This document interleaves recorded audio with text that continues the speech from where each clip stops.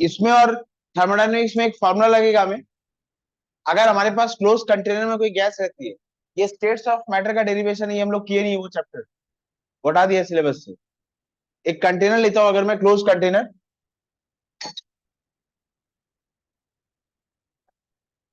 नहीं कराना तो है मुझे।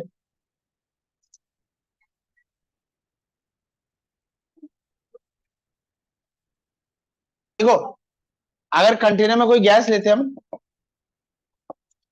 इस गैस का प्रेशर पी है, इस गैस का वॉल्यूम वी है, मत बात करो वापस।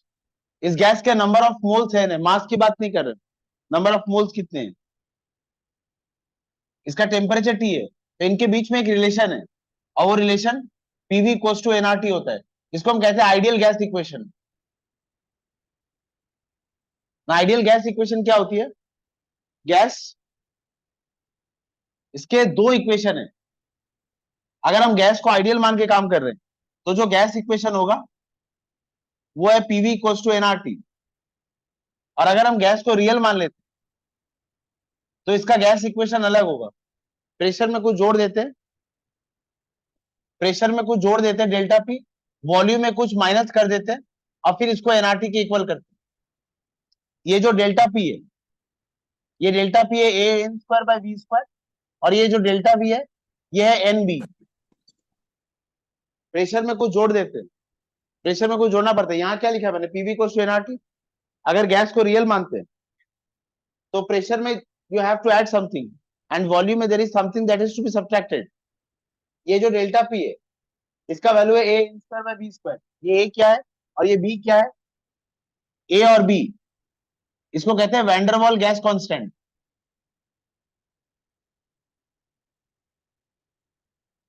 एन नंबर ऑफ मोल्स है, यहां भी एन नंबर ऑफ मोल्स है, ये भी वॉल्यूम है। तो ये होता है real gas equation. R R, हाँ आर की बात कर रहा हूं मैं। आर ये यूनिवर्सल,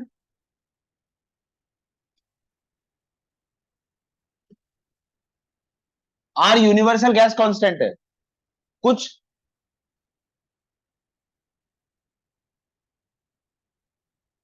कुछ वैल्यूज ना हमेशा कांस्टेंट है, वो कभी नहीं बदलती। टेम्परेचर, प्रेशर, वॉल्यूम, ह्यूमिडिटी बदलने से, ए वी जी सी के एल एम एन बदलने से ये वैल्यूज नहीं बदलते। ऐसे वैल्यूज को याद कर लेते हैं हम। R is one such value. Planck constant एक ऐसा वैल्यू था जिसका वैल्यू कभी नहीं बदलेगा। Mass of electron, charge of electron, universal gas constant, ये वैल्यू चेंज नहीं होते, इनको याद कर लेते हैं। ये जो वैल्यू है, ये 8 पॉइंट, अच्छा इसकी यूनिट क्या होगी? यहां से हम यूनिट निकाल सकते हैं आर का।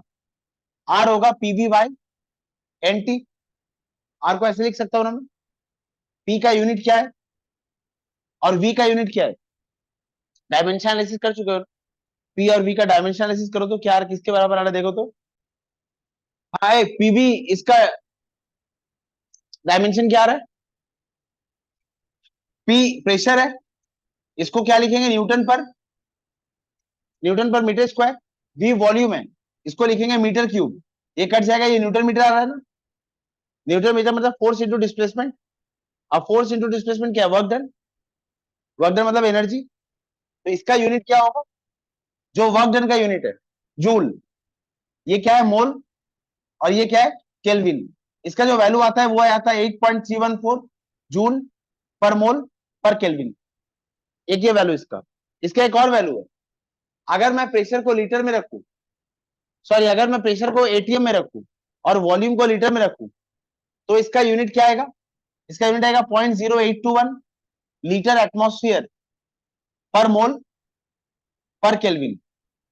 एक आर का वैल्यू ये है, दूसरा आर का वैल्यू ये है। अब क्वेश्चन में पढ़ना वैल्यूज कैसे दिया हुआ है। ये डेरिवेशन हमारे सिलेबस में चैप्टर नहीं है बोल के हम नहीं कर रहे, पर इनका यूज इस चैप्टर में होगा। आर का एक और वैल्यू है, अगर जूल को मैं कैलोरी में कन्वर्ट करूं, तो ये इसको किससे डिवाइड करना पड़ेगा? 4.186। और उस केस में ये ऑलमोस्ट 2 के बराबर आ जाएगा।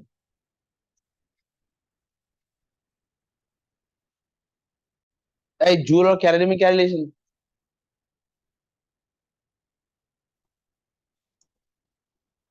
कैलोरी बड़ी है कि जूल बड़ी है?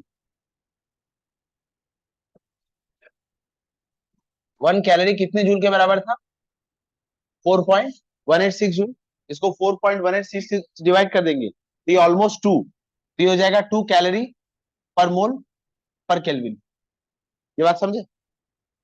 ए, राजू, अगर एक कंटेनर में तुम्हारे पास गैस है, एक फिक्स्ड अमाउंट ऑफ गैस है, उसका टेम्परेचर T है, प्रेशर P है, वॉल्यूम V है, और गैस के नंबर ऑफ मोल्स N है, तो इनमें एक रिलेशन आता है। वो रिलेशन है pressure into volume is equal to होता है N into R into T. अगर क्वेश्चन आर बता रहा हूं, क्वेश्चन में लिखा रहेगा गैस आइडियल है, हर बार क्वेश्चन में मेंशन रहेगा, क्वेश्चन में लिखा रहेगा for an ideal gas. Ideal gas का मतलब क्या होता है भाई? आइडियल गैस का क्या मतलब होता है? यहाँ जो गैस मॉलिक्यूल्स है, ये जो गैस मॉलिक्यूल्स है, ये गैस मॉलिक्यूल के लिए 7 पॉइंट लिखे गए थे। गैस को कैसे अज्यूम करना है, सुनोगे तुम? गैस को कैसे अज्यूम करना है? देयर वर 7 पॉइंट्स लिस्टेड, उनको हम कहते हैं KTG, kinetic theory, kinetic theory of gases. 7 points थे। अब बुक में पढ़ोगे तो कभी कभी 11-12 पॉइंट्स भी लिखेंगे, दरअसल 7 पॉइंट्स थे। एक पॉइंट को ब्रेक कर करके लिख दूंगा तो 14 हो जाएंगे। अब वो 7 पॉइंट में 2 पॉइंट क्या थे, और 2 पॉइंट के ऊपर गैस आइडियल होगी कि रियल होगी, ये डिपेंड कर जाएगा। उसमें सेकंड नंबर पॉइंट ये था, there is no force of attraction और repulsion between the gas molecules. ये जो कंटेनर में गैस प्रेजेंट होंगी, there are billions and trillions of gas molecules. Second point में ये लिखा गया कि एक गैस मॉलिक्यूल दूसरे गैस मॉलिक्यूल से ना कोई अट्रैक्शन ना कोई रिपल्शन कुछ एक्सपीरियंस नहीं करता है। ये एक कंडीशन था। और एक कंडीशन ये लिखा गया था 5 नंबर, कि जो टोटल वॉल्यूम है गैस का, गैस का जो टोटल वॉल्यूम है, और गैस का इंडिविजुअल मॉलिक्यूल, मतलब ये गैस का एक मॉलिक्यूल है और ये गैस का टोटल वॉल्यूम है। बिना समझे हाँ मत बोलना। गैस मॉलिक्यूल का एक वॉल्यूम होगा और गैस का एक टोटल वॉल्यूम होगा। एक पॉइंट ये माना गया था कि गैस मॉलिक्यूल का वॉल्यूम टोटल वॉल्यूम के सामने इतना छोटा है कि उसको इग्नोर करेंगे। गैस मॉलिक्यूल का वॉल्यूम टोटल वॉल्यूम के सामने इतना छोटा है कि उसको नेग्लिजिबल मान लेंगे। ये 2 पॉइंट अगर आप मान लेते हैं गैस में, तो फिर गैस आइडियल बिहेव कर रही है, ये आइडियल कंडीशन है। और अगर ये दो कंडीशन नहीं मानते हो तुम मान लेते हो कि गैस मॉलिक्यूल्स में अट्रैक्शन और रिपल्शन है, और तुम ये भी मान लेते हो कि गैस मॉलिक्यूल का वॉल्यूम टोटल वॉल्यूम के कंपैरिजन में नेग्लिजिबल नहीं है। अगर ये दो पोस्टुलेट मान लेते हैं तो वो गैस क्या हो जाएगी? Real gas. तो आइडियल गैस और रियल गैस ये हमारे मानने की स्थिति है, हम क्या मान के काम कर रहे हैं। क्वेश्चन में लिखा रहेगा आइडियल गैस, आइडियल गैस अगर होगी तो इक्वेशन क्या होगा? PV equals to NRT. और अगर रियल गैस है तो प्रेशर में कुछ ऐड करना पड़ता है और वॉल्यूम में कुछ सब्सट्रैक्ट करना पड़ता है, फिर ये एनआरटी के बराबर हो जाता है। बैठ तो बैठ। प्रेशर में क्या ऐड करना पड़ेगा? डेल्टा पी, वो जो वैल्यू है उसका वैल्यू होता है N square by V square. क्या ये बता रहा हूँ? अच्छा, और ये जो डेल्टा वी है ये है एन बी। हाँ, ये ए और बी ये गैस के लिए कांस्टेंट है, वैंडरवाल कांस्टेंट, ये गिवन होगा, ये एक्सपेरिमेंटली डिटरमाइंड है। A and b are van der Waal gas constant. और ये आर क्या है? इसको हम कहते हैं यूनिवर्सल गैस कांस्टेंट। ये यूनिवर्सल गैस कांस्टेंट है, ये वैल्यू कभी चेंज नहीं होगा। जहां आर दिखेगा वो यूनिवर्सल गैस कांस्टेंट है। आर का वैल्यू कैसे डिटरमाइन कर सकते हैं? आर क्या होगा? PV by N T, pressure, volume, temperature और नंबर ऑफ मोल्स। ये सब का वैल्यू रखने से आर के ये 3 वैल्यूज आते हैं। इसकी आर का जो ये वैल्यू है, आर का ये वैल्यू, ये हम सिर्फ थर्मोडायनेमिक्स में यूज करते हैं, बाकी दो जनरल यूज वैल्यूज है।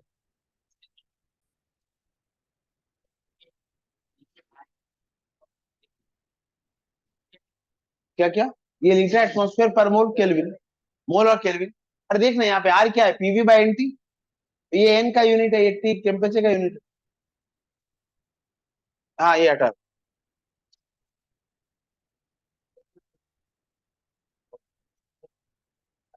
-1 ही दे, स्लैश दे सकते हो एक बार, गलती से कभी कभी 2 बार स्लैश दे देते हैं तो वो गलत हो जाता है। हाँ नहीं देते हैं, वही गलती हो जाती है। ये एक रिएक्शन लिखा है।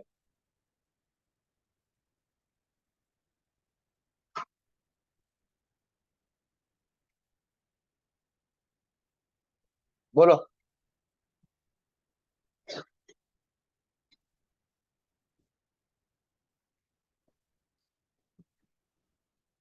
ये मानो एक रिएक्शन लिखा है, इसके प्रोडक्ट क्या होंगे, ये एक बात है। ये रिएक्शन के प्रोडक्ट्स ऐसे ही क्यों मिले, इसको जब देखने जाते हैं तो हमें रिएक्शन मैकेनिज्म पढ़ना होता है। सिर्फ एक एक रिएक्शन को एक्सप्लेन करने में आधा घंटा 40 मिनट से ज्यादा लग जाता है। वो जो एक्सप्लेनेशन होता है वो रिएक्शन मैकेनिज्म होता है।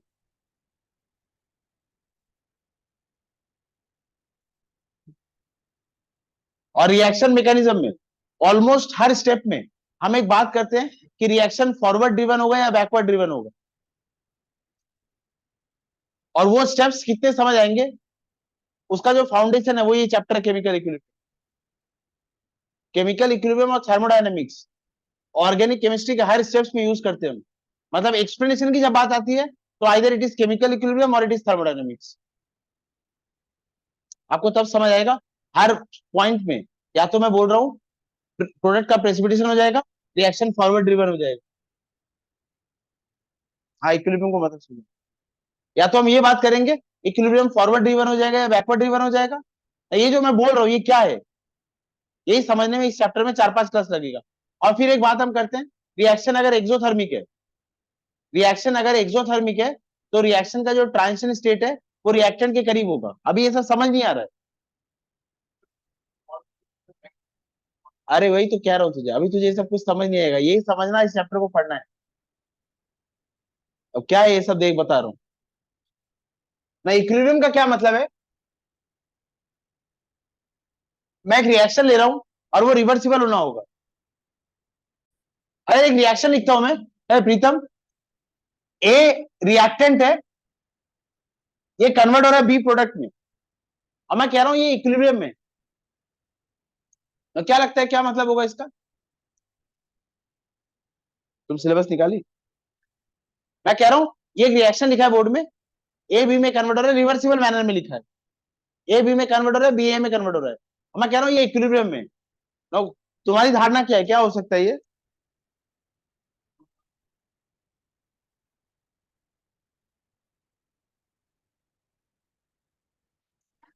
ये स्टेट्स ऑफ मैटर और हाइड्रोजन नहीं रहेगा, उसके बदले में केमिकल इक्विलिब्रियम, केमिकल इक्विलिब्रियम और केमिकल इक्विलिब्रियम और एस ब्लॉक आ जाएगा। नहीं नहीं,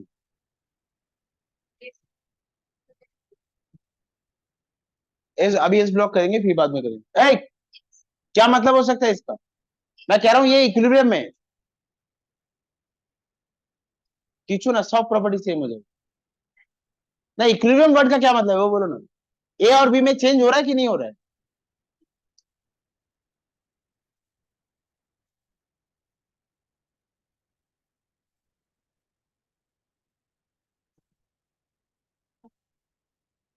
बता रहा हूँ,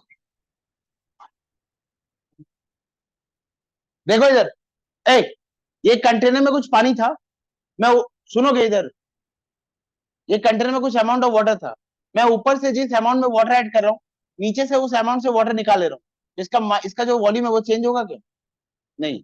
इसको कह देते हैं फॉरवर्ड वेलोसिटी और इसको कह देते हैं बैकवर्ड वेलोसिटी। एक कंटेनर में सर्टेन अमाउंट ऑफ वाटर लिया मैं, एक कंटेनर में सर्टेन अमाउंट ऑफ वाटर लिया, ऊपर से जितना पानी आ रहा था नीचे से उतना ही पानी में निकाल ले रहा हूँ, तो इसका वॉल्यूम चेंज होगा, नहीं। अच्छा, वॉल्यूम चेंज नहीं हो रहा, दिस डज नॉट मीन कि इसमें कुछ प्रोसेस नहीं हो रहा है। अरे यार, इस कंटेनर में पानी है, मैं ऊपर से पानी ऐड कर रहा हूँ नीचे से पानी निकाल रहा हूँ, क्या मिक्स हो जाएगा,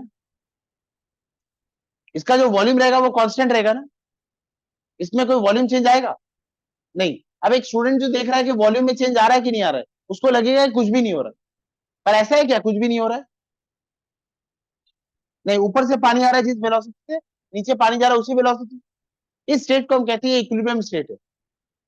अच्छा, ए और बी को मैंने रिवर्सिबल साइन में लिख दिया, मैं कह रहा हूँ ये इक्विलिब्रियम अचीव हो गया, ये इक्विलिब्रियम अचीव हो गया। अब एक स्टूडेंट अगर इसको देखेगा तो उसको लगेगा कि कुछ भी चेंज नहीं आ रहा है ए और बी में, ऐसा है क्या इक्विलिब्रियम का मतलब, इसका क्या मतलब होगा, इसका ये मतलब होगा जिस वेलोसिटी से ए बी में कन्वर्ट हो रहा है उसी वेलोसिटी से बी ए में कन्वर्ट हो रहा है, इक्विलिब्रियम का ये मतलब है जिस वेलोसिटी से ए बी में कन्वर्ट हो रहा है। अच्छा, ए से बी में कन्वर्ट होना, इसको मान लेते हैं हम फॉरवर्ड रिएक्शन, और बी से ए में आना, इसको मान लेते हैं हम बैकवर्ड रिएक्शन। फॉरवर्ड रिएक्शन का एक रेट होगा, फॉरवर्ड रिएक्शन जाने की एक वेलोसिटी होगी, उसको इस चैप्टर में बोलेंगे rate, rate of forward reaction. और बी से ए में आने की जो वेलोसिटी होगी उसको बोलेंगे रेट ऑफ बैकवर्ड रिएक्शन। जब दोनों का वेलोसिटी इक्वल हो जाता है हम कहते हैं इक्विलिब्रियम अचीव हो गया। For a reversible reaction, reaction reversible होना जरूरी है, अगर इरिवर्सिबल नेचर का होगा तो फिर इक्विलिब्रियम स्टेब्लिश नहीं कर सकते। अगर इरिवर्सिबल नेचर का होगा तो ए बी में कन्वर्ट होगा, सिर्फ बी ए में कन्वर्ट नहीं होगा, उसी का मतलब होता है इरिवर्सिबल रिएक्शन। या हम रिवर्सिबल रिएक्शन पढ़ेंगे। For a reversible reaction when rate of forward reaction is equal to rate of backward reaction, equilibrium is said to be established. For a reversible reaction when rate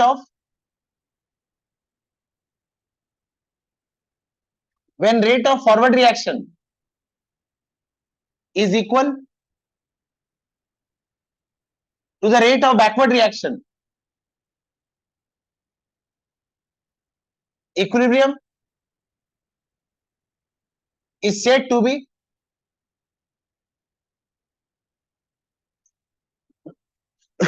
equilibrium is said to be established। अच्छा अब याद तुम बोलो तो, ammonia preparation का जो Haber's process था वो रिवर्सिबल था ना।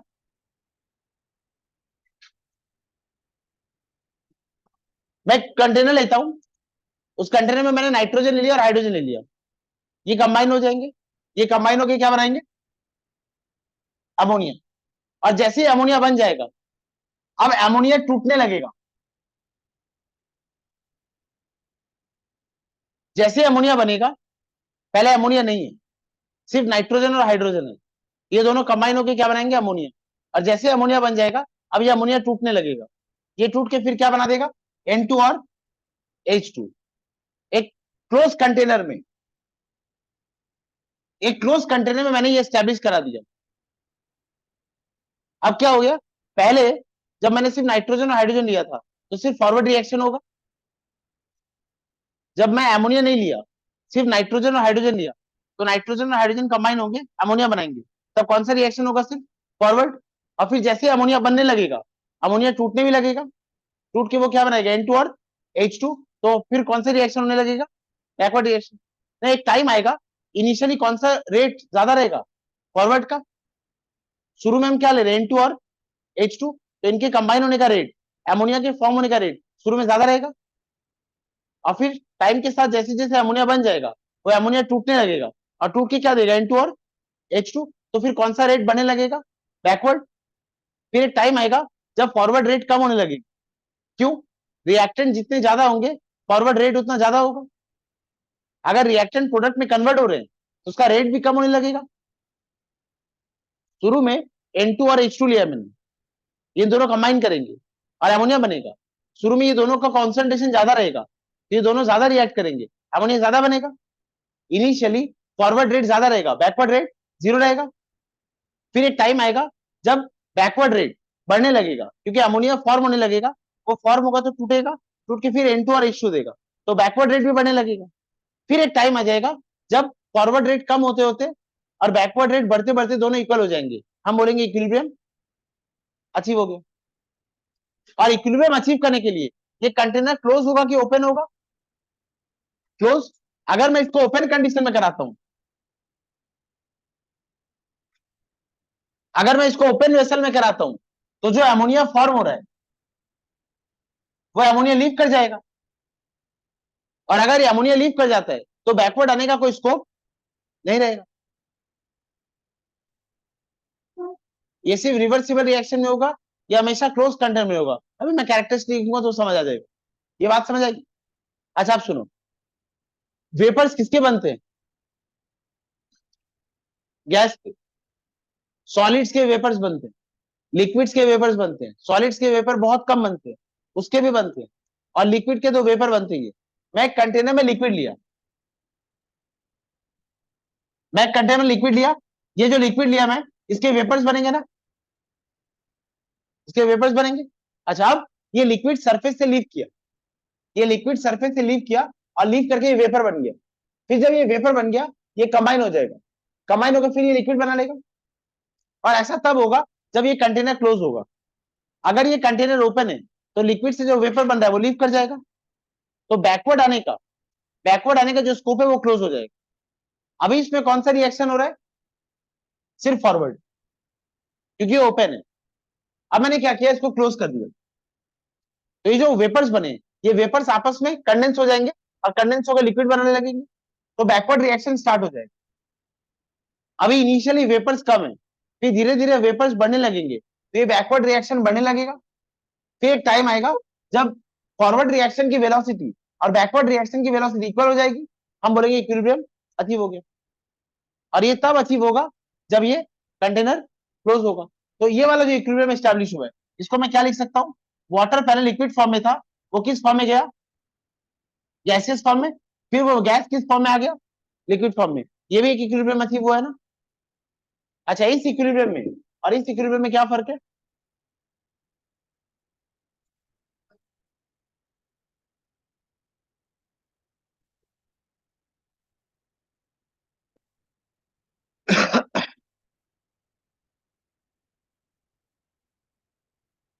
इन दोनों में क्या फर्क है? कुछ और बोलो। ये भी एक इक्विलिब्रियम है। शाबाश। ये केमिकल इक्विलिब्रियम और ये एक फिजिकल प्रोसेस चेंज हो रहा है, ये फिजिकल इक्विलिब्रियम है। हमारे चैप्टर में हम ये वाले इक्विलिब्रियम को डील करेंगे, ये वाले इक्विलिब्रियम को अभी नहीं पढ़ेंगे। हाँ, ये हम क्लास 12 के चैप्टर 2 में पढ़ेंगे, फिजिकल इक्विलिब्रियम। अभी क्लास 11 में ये वाला पढ़ेंगे।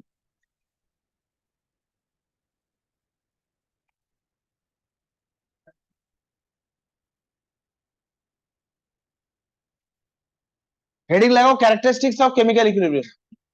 हाँ, लिख लो।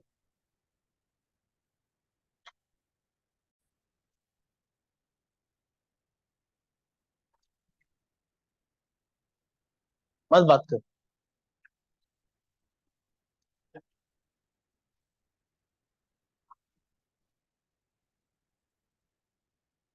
कैरेक्टरिस्टिक्स ऑफ केमिकल इक्विलिब्रियम, पहला characteristic,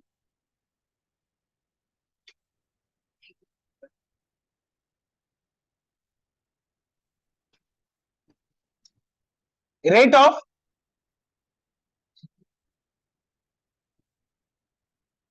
forward reaction is equal to rate of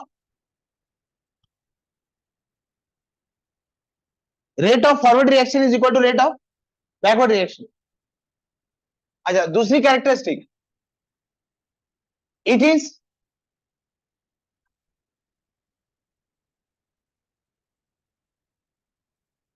is dynamic in nature. ये डायनामिक इन नेचर कैसे समझते हैं हम? इसको थोड़ा डिटेल में देखो भाई, ये 2 मार्क्स का क्वेश्चन आता है ये। हाँ, समझ लो, ये 2 मार्क्स का क्वेश्चन आता है। Chemical equilibrium is dynamic in nature, full stop, comment. इसको कैसे लिखना होगा? हम मान लेते हैं एक रिएक्शन हो रहा है ए से बी।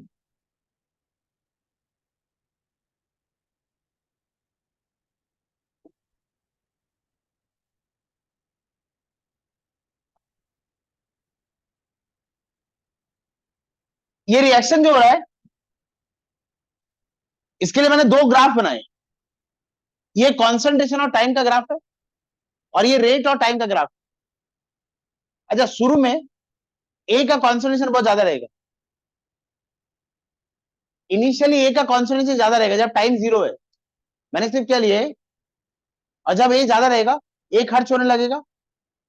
जैसे जैसे टाइम बढ़ेगा, ए खर्च होने लगेगा, ए का कॉन्सेंट्रेशन ड्रॉप होने लगेगा। तो ए का ग्राफ कैसा बनेगा? ए का ग्राफ ऐसा बनेगा। और जब टाइम 0 है, तो बी क्या रहेगा? बी 0 रहेगा। फिर जैसे जैसे टाइम बढ़ेगा, बी बनने लगेगा, बी बनेगा और फिर बन के टूटने भी लगेगा। तो जो बी का ग्राफ रहेगा, वो बी का ग्राफ कैसा रहेगा? बी का ग्राफ ऐसा रहेगा। अरे यार, बढ़ेगा ना ये टाइम के साथ, ये टाइम के साथ कम होगा। फिर बता।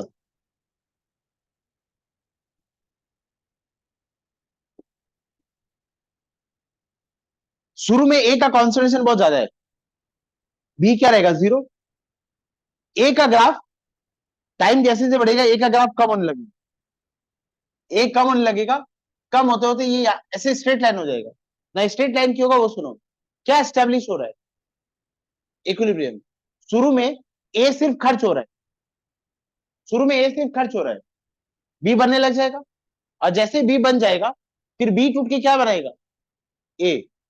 एक टाइम आएगा ना जब ए का कॉन्सेंट्रेशन और चेंज नहीं होगा, हम क्या बोल रहे हैं, rate of forward reaction is equal to rate of backward reaction.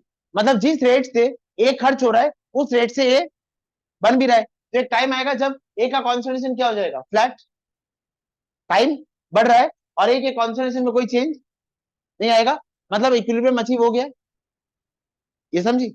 और शुरू में ए का कॉन्सेंट्रेशन कम होगा, तो देखो ये ग्राफ कम हो रहा है, फिर एक टाइम आएगा जब ये इक्वल हो जाएगा।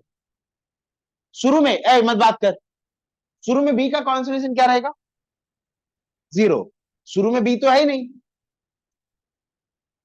और जैसे जैसे टाइम बढ़ेगा, जैसे जैसे टाइम बढ़ेगा बी बनने लगेगा, और जब बी बनने लगेगा तो ये ग्राफ बी बढ़ रहा है बढ़ रहा है, फिर बी क्या हो जाएगा कांस्टेंट। कांस्टेंट क्यों हो जाएगा, क्योंकि बी बन सिर्फ बन नहीं रहा है, बी बन के फिर टूट भी रहा है। तो जब ए और बी का कॉन्सेंट्रेशन चेंज होना बंद हो जाएगा, मैं यहाँ पे एक लाइन खींच दूंगा और इस टाइम को मैं क्या बोलूंगा, ये टाइम ऑफ, ये टाइम ऑफ इक्विलिब्रियम। ये बात सही समझ में आई, नहीं ये एस्टेब्लिश होने के बाद बस हो गया, ये बात समझे क्या। जब कॉन्सेंट्रेशन चेंज होना बंद हो जाएगा वो है टाइम ऑफ इक्विलिब्रियम। बोलो, शुरू में जब तुमने एक कंटेनर लिया और उस कंटेनर में तुमने सिर्फ ए लिया, ए गैस है जो बी में कन्वर्ट हो रहा है, तो ए का कॉन्सेंट्रेशन खर्च होने लगेगा क्योंकि बी बन रहा है। देखो जब टाइम 0 है तो ए का कॉन्सेंट्रेशन एकदम हाईएस्ट है, फिर जैसे जैसे टाइम बढ़ रहा है ए का कॉन्सेंट्रेशन कम हो रहा है, और ए खर्च होके क्या बना रहा है,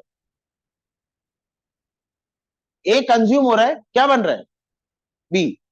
जब टाइम 0 है तो बी का वैल्यू क्या रहेगा 0, इसलिए जब टाइम 0 है बी का वैल्यू 0 है, फिर बी बनने लगेगा, बी बनने लगेगा, और बी बनने के बाद बी टूट रहा है, बी बन रहा है और टूट के क्या बना रहा है ए, क्योंकि रिएक्शन रिवर्सिबल है। देखो बी बढ़ रहा है बढ़ रहा है, फिर टूट कर ए बनाने लग जाएगा, तो एक टाइम आएगा जब बी का कॉन्सेंट्रेशन कांस्टेंट हो जाएगा ना। क्या लिखा है इक्विलिब्रियम का characteristic, rate of forward reaction equals to rate of, जिस वेलोसिटी से बी बन रहा है उस वेलोसिटी से बी खर्च होने लग जाएगा, तो बी का जो कॉन्सेंट्रेशन है वो इक्वल हो जाएगा। उस कंटेनर में जो मैंने पानी लिया था, ऊपर से जितना पानी आ रहा है नीचे से उतना पानी चला जा रहा है, तो वो पानी कांस्टेंट हो जाएगा ना। वही बात यहाँ पे, बी जितना बन रहा था अब उतना ही खर्च हो रहा है, तो बी क्या हो जाएगा कांस्टेंट। और ए पहले जितना खर्च हो रहा था अब ए उतना ही बनने लग गया, तो ए भी क्या हो जाएगा कांस्टेंट। जब ये ग्राफ, जब ये कॉन्सेंट्रेशन हम एक्सपेरिमेंट करके डेटा लेते हैं इसका, ये आगे ये इस चैप्टर का कंटिन्यूशन हम पढ़ेंगे केमिकल काइनेटिक्स में क्लास 12 में, तब ये सारा बात आपको और क्लियर समझ जाएगा। बोलो, अच्छा अब यही बात कर रहा हूँ, ये ग्राफ हमेशा ऐसा बनेगा ऐसा जरूरी नहीं है, इस ग्राफ का नेचर ऐसा रहेगा, ये दोनों हमेशा ऐसे क्रॉस करेगा ऐसा जरूरी नहीं है। ऐसा भी हो सकता है ए ऐसा है, ये ए का लाइन है और ये बी का लाइन है, ये इक्विलिब्रियम अचीव होगा। किसको किसको, इंटरसेक्शन पॉइंट, इंटरसेक्शन पॉइंट एक ऐसा टाइम है जब दोनों का कॉन्सेंट्रेशन इक्वल हो गया पर इक्विलिब्रियम अचीव नहीं हुआ। ये बात समझ आई, ये ग्राफ ऐसा भी हो सकता है, ये ग्राफ ऐसा भी हो सकता है। बोलो, ये वाला नहीं, तुम ये मत बोलो ऐसा कैसे हुआ है। एक ए जब खर्च हो रहा था, मुझे नहीं पता ए क्या है बी क्या है, ए जब खर्च हो रहा था हो सकता है ए थोड़ा सा खर्च हुआ और इक्विलिब्रियम बन गया, हो सकता है बी थोड़ा सा बना और इक्विलिब्रियम बन गया, ये ग्राफ ऐसे दिखेगा ना। ऐसा भी हो सकता है राजू कि ए बहुत खर्च हुआ, ए बहुत खर्च हुआ और बी बस थोड़ा सा बना, ऐसा भी हो सकता है। क्यों नहीं होगा इक्विलिब्रियम, तुम अपने मन में कोई कंक्लूजन मत बनाना, जितनी सी बात जब बोली गई बस उतनी सी बातें समझ। एक किस खर्च रेट से खर्च हो रहा है। तुम ये देखो, तुम सारे रिएक्शन बचपन में पढ़ चुके हो। N2 + 3H2 2NH3। चल इधर देख, जब इसका 1 मोल खर्च होगा, इसका कितना मोल खर्च हो जाएगा? 3 मोल। तो इसका खर्च होने का वेलोसिटी बहुत ज्यादा है, इसका खर्च होने का वेलोसिटी बहुत कम है एक रिएक्शन में। अच्छा, ये अलग वेलोसिटी से बन रहा है, ये बात समझे? वही मैं कह रहा हूं, ए बहुत ज्यादा खर्च हुआ और बी बहुत कम बना, तो उसको इक्विलिब्रियम कैसे दिखेगा? ऐसा। और इक्विलिब्रियम का टाइम कौन सा है? जब ए और बी इक्वल हो गया। जब ए और बी इक्वल हो गया, इसको बोलेंगे टाइम ऑफ इक्विलिब्रियम। ये जब ए और बी इक्वल हो जाएगा, इसको बोलूंगा टाइम ऑफ इक्विलिब्रियम। ये बात समझी? तो ये बात समझे क्या? अच्छा, अभी इधर आ जाओ। जीरो से स्टार्ट करोगे, जीरो से स्टार्ट किया, सारे वैल्यूज लेते गए तुम। अब इधर सुनो, ये क्या है?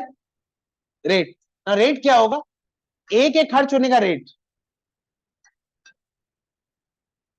ए के खर्च होने का रेट किस पर डिपेंड करेगा? ए के खर्च होने का रेट किस पर डिपेंड करेगा? कितना ए प्रेजेंट है, सोच के बोलना।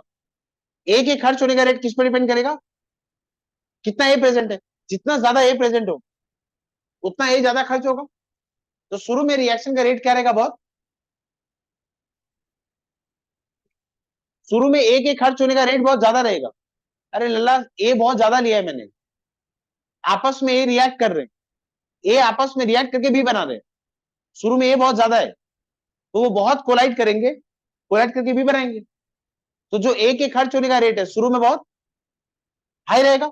और फिर जैसे जैसे ए कम होता रहेगा, ए मॉलिक्यूल आपस में कम रिएक्ट करेंगे, बी कम बनेगा, तो रेट कम होने लगेगा। तो जो ए का रेट है, उसको जब ग्राफ में बनाया तो वो ऐसा बना, बता रहा हूं। ए रिएक्शन हो रहा है, ऐसा देख।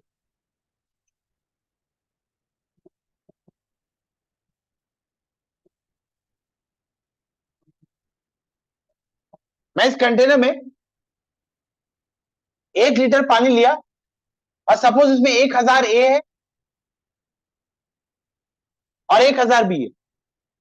ए और बी आपस में रिएक्ट कर रहा है निंदम, ए और बी आपस में रिएक्ट करके सी बना रहे हैं। प्रीतम इधर देखिए आप, ए और बी आपस में रिएक्ट करके सी बना रहे हैं।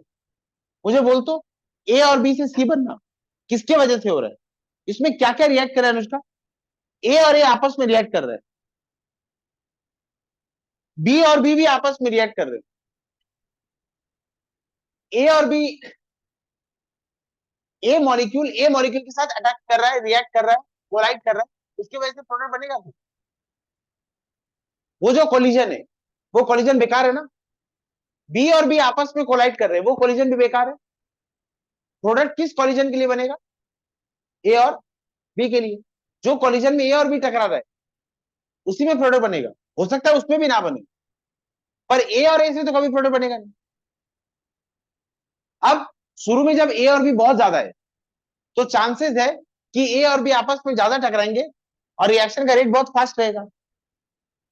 ये बात समझी? तो इनिशियली जब ए और बी बहुत हाई रहेंगे, रिएक्शन के खर्च होने का रेट भी बहुत हाई होगा। फिर जैसे ए और बी कम होने लगेंगे, रिएक्शन का रेट कम होने लगेगा, और एक टाइम आएगा जब वो क्या हो जाएगा? कांस्टेंट।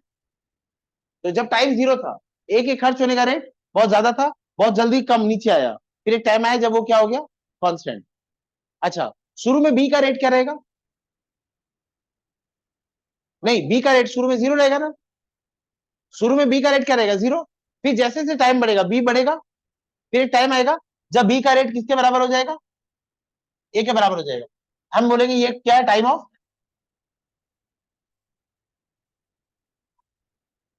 ये टाइम ऑफ इक्विलिब्रियम। हाँ बोलो। हाँ, ये ये हर वक्त सेम रहेगा। ये दोनों एक टाइम के बाद क्या हो जाएंगे?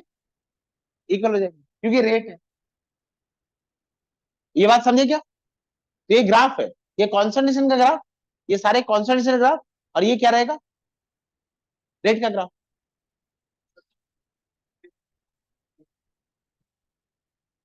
हाँ ऐसे भर भर के हमारे, हम सारे केस इनफैक्ट डील करेंगे, there 13 cases we will deal with, सारा इंटायर चैप्टर कवर हो जाएगा। अभी तो बस समझा रहा हूँ कि इक्विलिब्रियम मतलब क्या होगा हमारे लिए।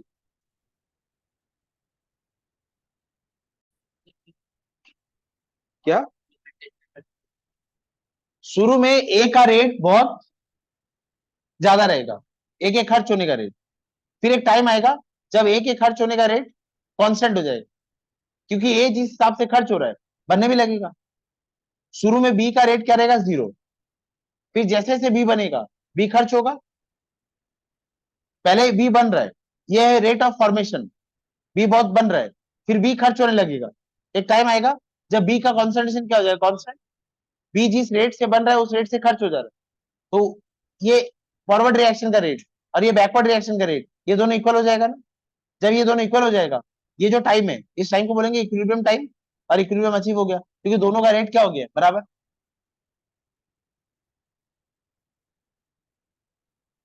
भाई समझे क्या, अब क्वेश्चन क्या आता है, मत बात करो आपस में, equilibrium is dynamic in nature, इसको कैसे प्रूव कर सकते हैं वो देखो।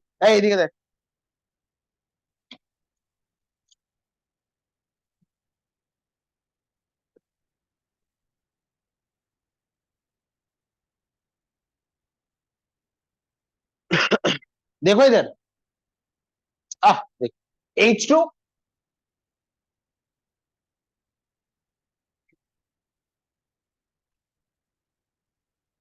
H2 प्लस I2 2HI बनाए, और जो H2 प्लस I2 कंबाइन होकर 2HI बनाए।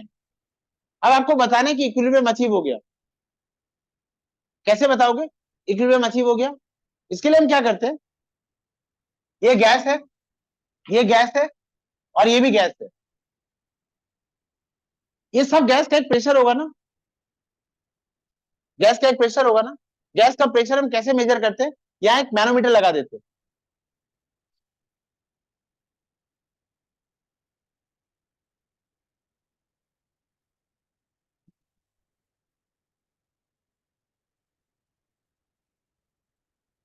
यहाँ एक मैनोमीटर लगा देते हैं, यहाँ एक मैनोमीटर लगा देते हैं, और ये यहाँ ना मरकरी है, बैरोमीटर नहीं मैनोमीटर, बैरोमीटर एटमॉस्फेरिक प्रेशर मापते हैं, मैनोमीटर गैस का प्रेशर मापते हैं, यहाँ मरकरी भरा हुआ है, और इसको मैं क्लोज एंड लेता हूँ, ये क्लोज है। अच्छा एक बात बता, जब ये दोनों आर्म इक्वल है, इसका क्या मतलब, जब ये दोनों आर्म इक्वल है प्रेशर इक्वल है, प्रेशर अभी कुछ आया नहीं है, पर जैसे ही मैं इसको करंट करूंगा इसमें, ये गैस इस पे प्रेशर लगाएगा। अच्छा इधर अगर प्रेशर लगेगा तो ये यहाँ मैनोमीटर में ये जो मरकरी है ऊपर आ जाएगा ना, सोच के बोलो, जब मैंने करंट नहीं किया तो मरकरी का लेवल दोनों में इक्वल रहेगा, पर जब करंट कर दूंगा गैस यहाँ प्रेशर लगाएगा, ये वाला थंब में, इस वाले आर्म में मरकरी नीचे आएगा, इस वाले आर्म में मरकरी ऊपर चला जाएगा, तो मानो मरकरी थोड़ा ऊपर आ गया, और ये जो लेवल है, ये जो लेवल है ये कितना है, 1 सेंटीमीटर, ये लेवल कितना है, 1 सेंटीमीटर, तो गैस का प्रेशर कितना है, पी क्या होता है, एच रो जी, पी एच रो जी है, ये कितना हाइट है, 1 सेंटीमीटर, मतलब 1/100, मरकरी की डेंसिटी 13.6 इंटू 10, इससे मुझे क्या पता चल जाएगा इस गैस का प्रेशर, इससे मुझे पता चल जाएगा इस गैस का प्रेशर कितना है। नहीं आया समझ में, ये बात समझ आया। अच्छा अब जब रिएक्शन हो रहा होगा तो प्रेशर का वैल्यू चेंज हो रहा होगा, क्यों, गैस कंज्यूम हो रहा है, एच आई बन रहा है, फिर एच आई कंज्यूम हो रहा है, ये बन रहा है, प्रेशर चेंज होगा, एक टाइम ऐसा आएगा रिंदम जब इस मैनोमीटर में कोई प्रेशर चेंज नहीं होगा, तब जब इसमें कोई प्रेशर चेंज नहीं होगा तब हम कहेंगे इक्विलिब्रियम अचीव हो गया। अच्छा अब मानो ये रिएक्शन एक्सोथर्मिक है, ये रिएक्शन एक्सोथर्मिक है ना, आज के बाद हमारे लिए ये मीनिंग नहीं होगा, इतना लिटरल मीनिंग में बात नहीं करेंगे, मैं कह रहा हूँ रिएक्शन एक्सोथर्मिक है, इसमें रिवर्सिबल रिएक्शन हो रहा है ना, मतलब फॉरवर्ड हो रहा है और बैकवर्ड हो रहा है, अगर मैं कह रहा हूँ रिएक्शन एक्सोथर्मिक है तो आइदर फॉरवर्ड इज एक्सोथर्मिक और बैकवर्ड इज एक्सोथर्मिक, ना मान लेते हैं फॉरवर्ड एक्सोथर्मिक है, अगर फॉरवर्ड एक्सोथर्मिक है तो बैकवर्ड क्या होगा, एंडोथर्मिक। ये बात समझा। शुरू में फॉरवर्ड रिएक्शन हो रहा है, हीट निकलेगा, टेम्परेचर चेंज होगा, और फिर जैसे जैसे प्रोडक्ट बनेगा वो प्रोडक्ट फिर रिएक्शन में कन्वर्ट होगा। अगर फॉरवर्ड एक्सोथर्मिक है तो बैकवर्ड क्या होगा, एंडोथर्मिक। तो शुरू में कौन सा रिएक्शन हो रहा है, सिर्फ फॉरवर्ड। शुरू में सिर्फ क्या होगा, फॉरवर्ड, तो हीट लिबरेट होगा, टेम्परेचर बढ़ता रहेगा, और फिर जैसे जैसे प्रोडक्ट बनेंगे वो आपस में कंबाइन होके क्या बनाएंगे, रिएक्टेंट। और जब रिएक्टेंट बनने लगेगा तो बैकवर्ड रिएक्शन क्या हो जाएगा, एब्जॉर्ब, एंडोथर्मिक। तो फिर टेम्परेचर क्या होने लगेगा, कम। तो पहले टेम्परेचर बढ़ रहा है, फिर टेम्परेचर कम होने लगेगा। जब टेम्परेचर फ्लक्चुएट करेगा मतलब इक्विलिब्रियम अचीव नहीं हुआ। एक टाइम आएगा जब टेम्परेचर क्या हो जाएगा, कांस्टेंट, तो हम बोलेंगे इक्विलिब्रियम अचीव हो गया। अच्छा अब देखो, तो इक्विलिब्रियम जब अचीव हो जाता है तो प्रेशर का वैल्यू क्या हो जाएगा, कांस्टेंट। सेम नहीं, सेम क्या होता है, कांस्टेंट। टेम्परेचर का वैल्यू क्या हो जाएगा, कांस्टेंट। अब चलो थर्मोडायनेमिक्स की बात करते हैं। हाँ, किसका, यही छोड़ो जी, प्रेशर निकालने का फॉर्मूला क्लास 9 नहीं पढ़ा था। एच हाइट होता है, रो डेंसिटी होती है, जी एक्सलेशन ड्यू टू ग्रेविटी। अब क्लास 11 में आ गया ना, अब हाइड्रोस्टैटिक्स पढ़ेगा तब पढ़ लेना। ए, तुम लोगों को शर्म लज्जा नहीं आती है।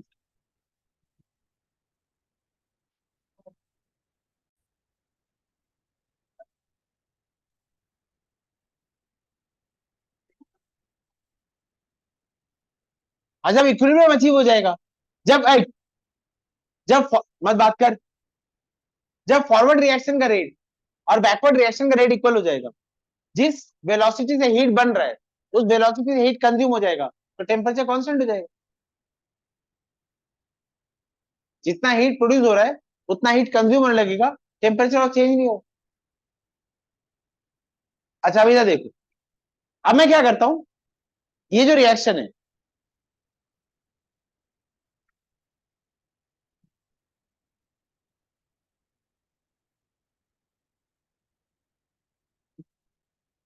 ऐ सुंदर, अब मैं क्या किया, इस इस वेसल में H2 I2 2 HI बनने के लिए छोड़ दिया। जब ये गैस रिएक्ट करके HI बन रही होगी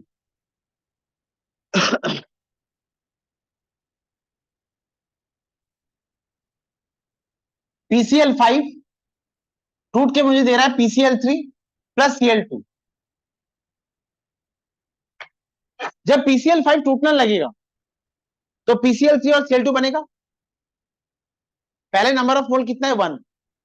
ये टूट रहा है, टूट के क्या बना रहा है, PCl3 + Cl2। प्रोडक्ट में नंबर ऑफ मोल कितने हो रहे हैं, इसका नंबर ऑफ मोल क्या है, 1। ये 1 मोल टूट के कितने मोल बना रहा है, 2 मोल। अच्छा, जब ये 2 मोल बनने लगेंगे तो ये जो पिस्टन सिलेंडर है, ये जो पिस्टन सिलेंडर है, मैंने इनिशियली क्या लिया है, सिर्फ इनिशियली सिर्फ क्या लिया, PCl5। तो ये PCl5 टूटेगा, टूट के PCl3 और Cl2 बनाएगा। नंबर ऑफ मोल ज्यादा हो जाएंगे, नंबर ऑफ मोल अगर ज्यादा हो जाएंगे तो वो इस पिस्टन सिलेंडर को ज्यादा फोर्स लगाएगा, ये ऊपर चढ़ने लगे। मैं देखूंगा कि वॉल्यूम चेंज हो रहा है ना। ये बात समझे क्या। अच्छा, फिर जैसे ही Cl3 और ये PCl3 और Cl2 बनने लगेगा, ये आपस में कंबाइन होंगे, ये कंबाइन होकर क्या बनने लगेंगे, PCl5। फिर वॉल्यूम क्या होने लगेगा, कम। तो शुरू में जब यहाँ रिएक्शन शुरू होगा, स्टार्टिंग में ये पिस्टन सिलेंडर ऊपर भागेगा, फिर ये पिस्टन सिलेंडर नीचे आएगा, मतलब इसका वॉल्यूम चेंज होता रहेगा। फिर एक टाइम आएगा जब इसका वॉल्यूम क्या हो जाएगा, कांस्टेंट। तो मैं क्या बोलूंगा, इक्विलिब्रियम अचीव हो गया। मतलब इक्विलिब्रियम कंडीशन में एक सिस्टम का, ये सिस्टम कहलाएगा, इक्विलिब्रियम में एक सिस्टम का जितना भी मेजरेबल पैरामीटर है वो क्या हो जाएगा, कांस्टेंट। एट इक्विलिब्रियम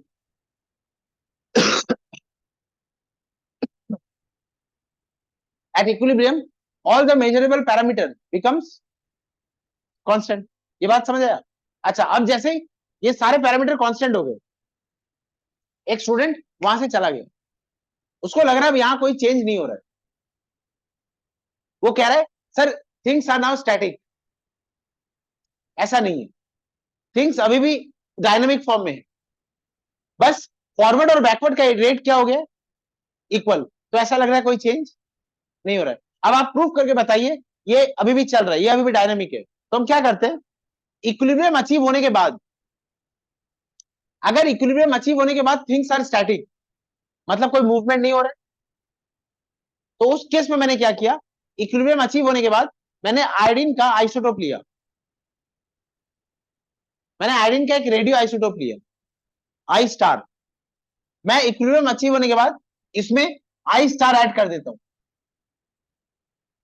अगर इक्विलिब्रियम अचीव होने के बाद सब कुछ स्टैटिक हो गया है, तो मैं जो आई स्टार ऐड करूंगा इक्विलिब्रियम अचीव होने के बाद, वो आई स्टार और कंज्यूम नहीं होना चाहिए, क्योंकि इक्विलिब्रियम अचीव होना और स्टैटिक होना मैं ऐसा मान के चल रहा हूं, तो रिएक्शन नहीं हो रहा है।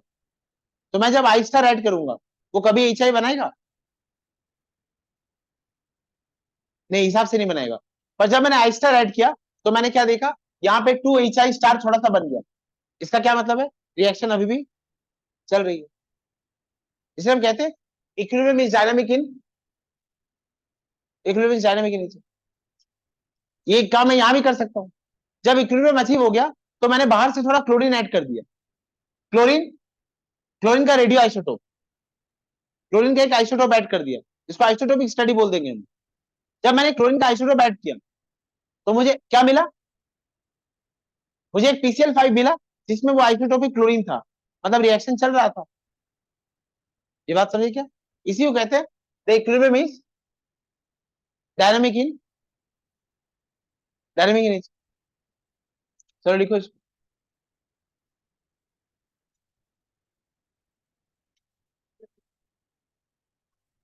देखो इक्विलिब्रियम, इक्विलिब्रियम एस्टैब्लिश हो उसके लिए सिस्टम क्लोज होना चाहिए कि ओपन, हाँ it is always established.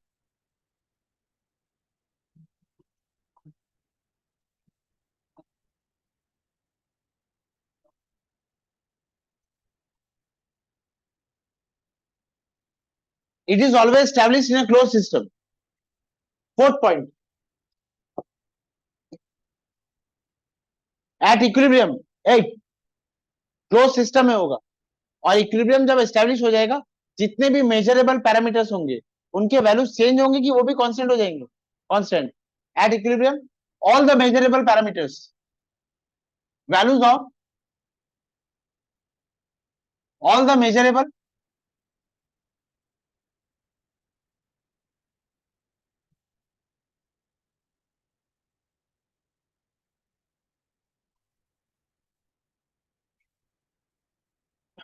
मोरजो, values of all the measurable parameters become constant. Number 5,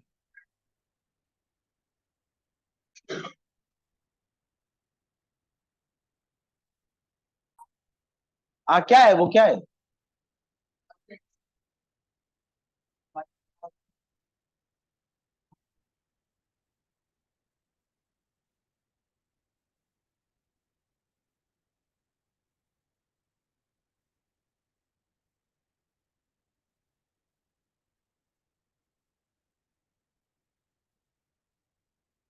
सुनो, ए ये प्रोग्रेस ऑफ रिएक्शन और ये एनर्जी एक्सिस है। मैं मान लेता हूं रिएक्टेंट की सारी एनर्जी यहां पर है और जो प्रोडक्ट बन रहा है वो स्टेबल है, उसकी एनर्जी कम है, कम एनर्जी मतलब ज्यादा स्टेबल ना। ये जो रिएक्टेंट प्रोडक्ट में कन्वर्ट होंगे, प्रोडक्ट की एनर्जी कम है मतलब वो स्टेबल होंगे, तो ये जो एक्स्ट्रा एनर्जी रिएक्टेंट के पास है, ये एक्स्ट्रा एनर्जी एमिट करके डायरेक्ट प्रोडक्ट बन जाएंगे। ऐसा होगा क्या,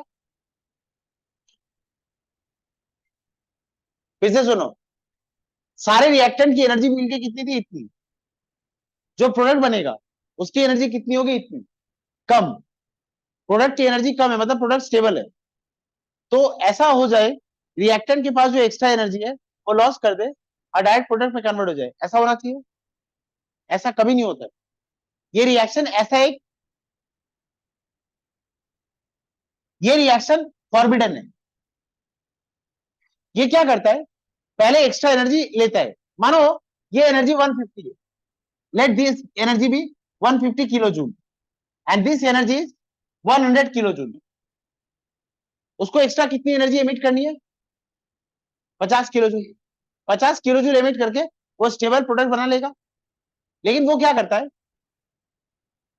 ये वैल्यू सपोज 450 है, ये वैल्यू सपोज 450 है। हमेशा ऐसा होता है हर रिएक्शन के लिए, उसको एक बैरियर क्रॉस करना पड़ेगा, उसको एक बैरियर क्रॉस करना पड़ेगा एंड उस बैरियर का वैल्यू कितना है, 450। और 450 में उसके पास कितनी एनर्जी है, 150। उसको एक्स्ट्रा कितनी एनर्जी चाहिए, 300। तो ये एक्स्ट्रा 300 एनर्जी वो लेगा, पर वो आएगा कहां पर, 100 पे। अच्छा आप बताइए, आपने अगर ये 100 पे आ रहा है, ये कहां चला गया, 450।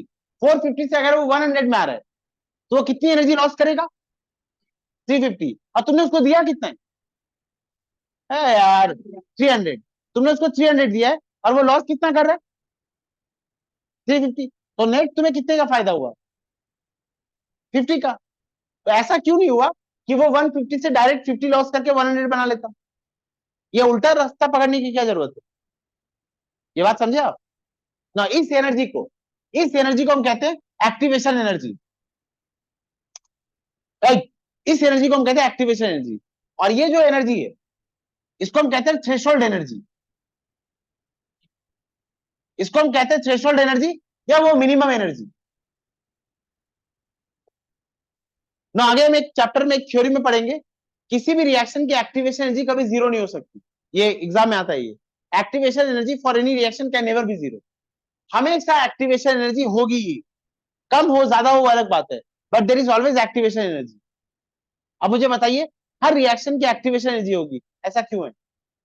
क्लास 9 के चैप्टर 2 में केमिकल चेंजेस एंड रिएक्शन में जो डेफिनेशन लिखा था, उस डेफिनेशन का मीनिंग आपको अभी अभी समझ आ जाएगा। वो डेफिनेशन क्या था बोलो तो, केमिकल रिएक्शन क्या होता है,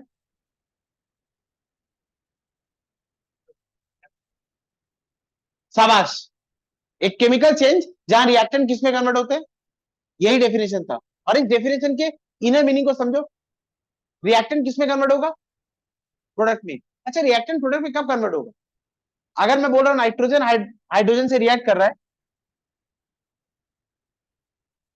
और एमोनिया बना रहा है,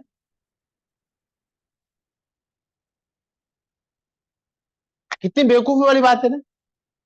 पहले नाइट्रोजन के बॉन्ड्स टूटने होंगे, अरे अगर ये बॉन्ड टूटेंगे नहीं तो नाइट्रोजन की वैलेंसी फ्री होगी क्या, अगर वैलेंसी फ्री नहीं होगी तो रिएक्ट कंबाइन क्या करेगा, और वैलेंसी फ्री करने के लिए क्या तोड़ना होगा, बॉन्ड। और बॉन्ड तोड़ने के लिए क्या फू मारना होगा, एनर्जी देनी होगी। मतलब सारे रिएक्शन में हमेशा एक्टिवेशन एनर्जी होगा ही। क्यों, एक्टिवेशन एनर्जी देके जो एग्जिस्टिंग बॉन्ड है वो बॉन्ड को हम क्या करेंगे, पहले ब्रेक, ब्रेक करने के बाद वैलेंसी क्या होगी, फ्री, उसके बाद वो नए बॉन्ड बनाएगा। मतलब हर रिएक्शन का क्या होने वाला है, एक्टिवेशन एनर्जी। अब एक बात सोच, इस रिएक्शन का एक एक्टिवेशन एनर्जी वैल्यू है और ये एक्टिवेशन एनर्जी वैल्यू बहुत ज्यादा है, बोलो। ये मैं आर्बिट्री वैल्यू ले रहा हूँ लल्ला, ये कुछ भी हो सकता है, ये तो ये 280 हो सकता था, 296 हो सकता था, मतलब इसमें तू बुरा क्यों मान, ये कुछ भी हो सकता है। इधर सुन, हाँ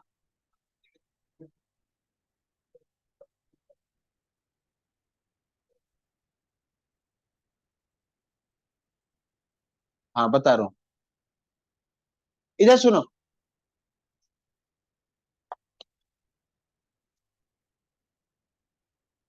वाटर को वेपर ले जाने के लिए गर्म करना पड़ता है, एमोनिया को गर्म नहीं करना पड़ता, एमोनिया गैस स्टेट में एग्जिस्ट करता है। वाटर में, वाटर मॉलिक्यूल्स के अंदर जो बॉन्ड्स है वो स्ट्रॉन्गर है, एमोनिया में एमोनिया मॉलिक्यूल्स के अंदर जो बॉन्ड है वो वीकर है। एमोनिया -33 डिग्री सेल्सियस में लिक्विड रहता है, एमोनिया -33 डिग्री सेल्सियस में लिक्विड रहता है, -32 डिग्री सेल्सियस में वो क्या हो जाता है, गैस। -33 डिग्री सेल्सियस में वो लिक्विड रहता है, -34, -35, -36, और कम करोगे वो लिक्विड रहेगा। -32 जैसे ही आएगा वो क्या हो जाएगा, गैस, गैस हो जाएगा। हाँ, हम जो रूम टेम्परेचर में काम करते हैं वो टेम्परेचर क्या है, 25। जो -32 में लिक्विड उससे गैस हो जाएगा, वो 25 में क्या रहेगा, गैस। अच्छा, इसमें तुमने और मैंने कुछ किया क्या, ये तो उनके बॉन्ड्स पे डिपेंड करता है। तो जो रूम टेम्परेचर में हो जाते हैं उनकी एक्टिवेशन एनर्जी उतनी कम है, रूम टेम्परेचर उसको सप्लाई कर देते, but there is always activation energy. ये बात समझे आप। एमोनिया को गैस बनाने के लिए मुझे गैस बनानी पड़ती है क्या, वो रूम टेम्परेचर में हो जाता है वो काम। तो रूम टेम्परेचर में कभी कभी इतनी एनर्जी होती है कि वो उस रिएक्शन की लगने वाली एक्टिवेशन एनर्जी को प्रोवाइड कर देते हैं। कभी कभी रूम टेम्परेचर में इतनी एनर्जी नहीं होती है, तो हमें अलग से गैस जलाना पड़ता है, माचिस जलानी पड़ती है एक्टिवेशन देने के लिए। हाँ बोलो।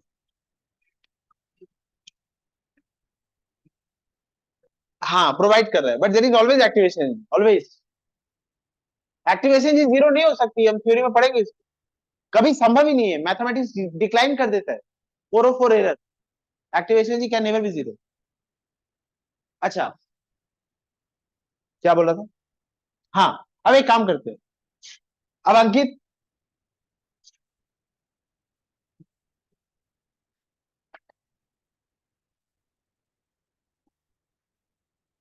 अंकित ये एक हील है, हर रिएक्शन का एक हील होता है। अब ये एक हील है, तुझे यहां से,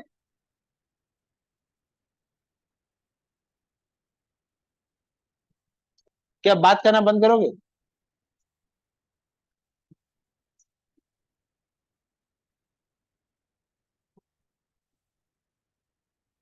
अब तुझे यहां से वहां जाना है,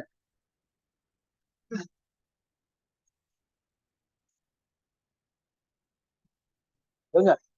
अब ये जो हील है, ये बैरियर बहुत बड़ा है। तू लाख कोशिश कर रहा है यहां से स्लिप करके वापस आ जा, तू यहां तक पहुंच रहा है, यहां तक पहुंच रहा है तू। अरे तुझे बस यहां तक पहुंचना है, उसके बाद तो तू अपने आप आ जाएगा।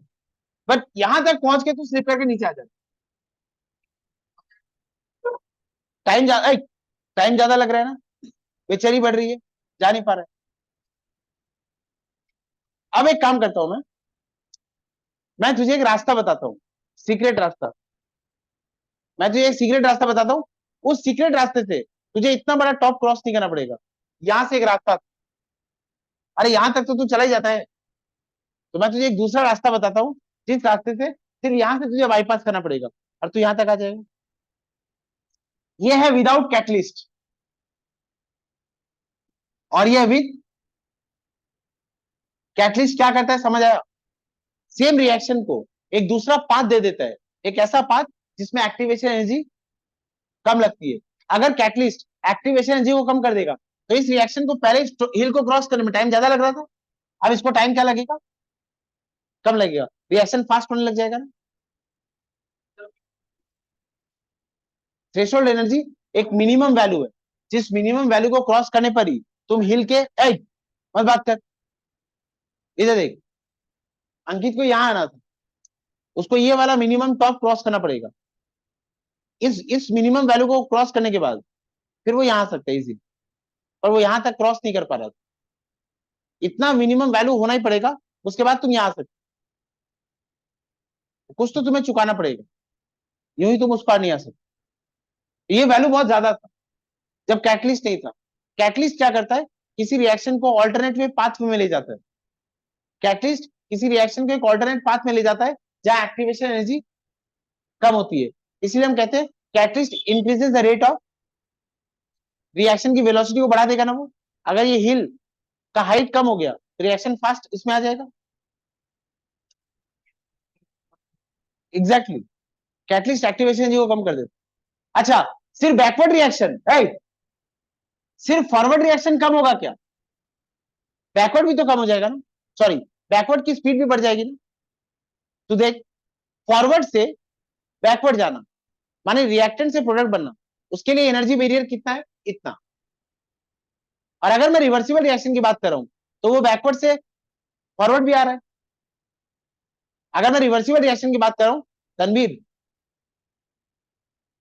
तुम अपने में क्या बात कर रहे हो तुमसे, कोई इच्छा है पढ़ने लिखने की?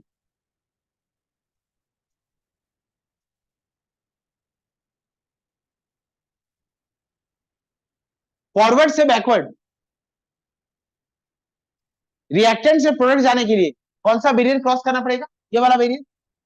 और अगर मैं रिवर्सिबल रिएक्शन की बात कर रहा हूं तो प्रोडक्ट किसमें कन्वर्ट होगा? बैकवर्ड में। तो उसके लिए भी बैरियर क्या रहेगा? उसके लिए बैरियर ये रहेगा ना। अच्छा, अब अगर मैं कैटलिस्ट लेता हूं तो वो ये बैरियर को कम कर देगा।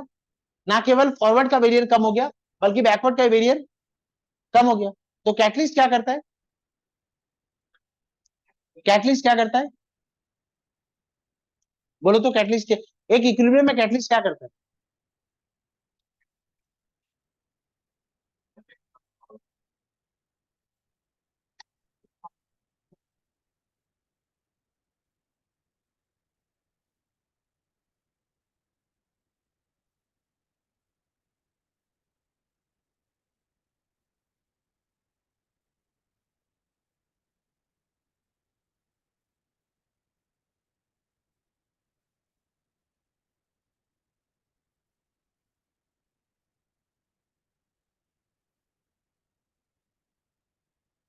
ये रेट था, ये टाइम है। जब मैंने कैटलिस्ट नहीं लिया तो इक्विलिब्रियम अचीव होने का टाइम जो था वो मैंने यहाँ नोट कर लिया।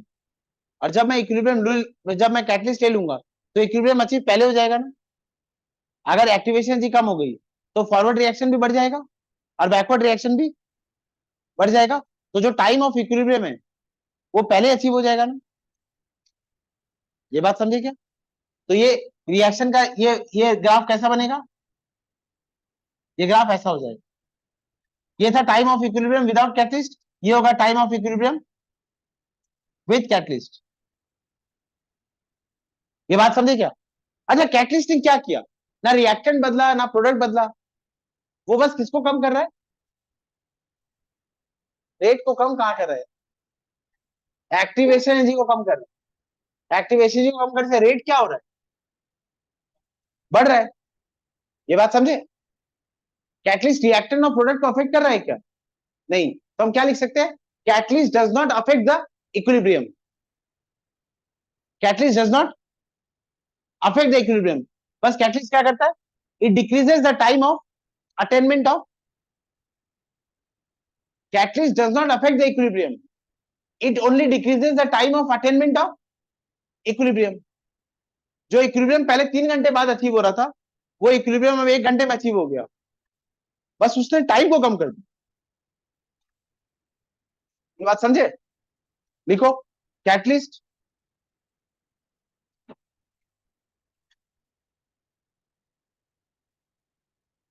कैटलिस्ट डज नॉट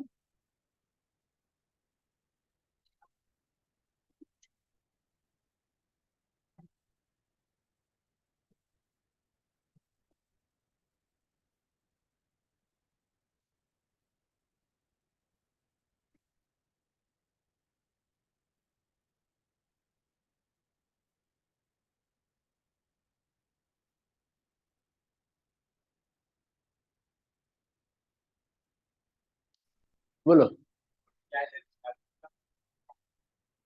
वो हम किसी चैप्टर में पढ़ेंगे, केमिकल काइनेटिक्स में पढ़ेंगे। कैटलिस्ट रिएक्शन को अल्टरनेटिव पाथवे देता है, दूसरे तरीके से रिएक्शन को करा देता है। ये एक थ्योरी है हमारी, कोलिजन थ्योरी। उसको पढ़ने के बाद पढ़ेंगे। ये बात जो जो बोली गई है इसमें कोई डाउट है? नहीं। अच्छा, 6 number point, the most vital.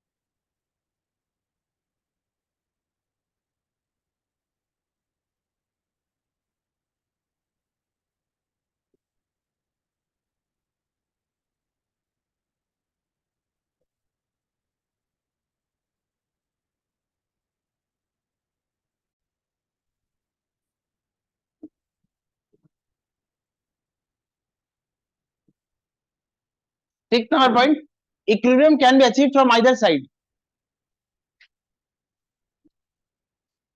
Equilibrium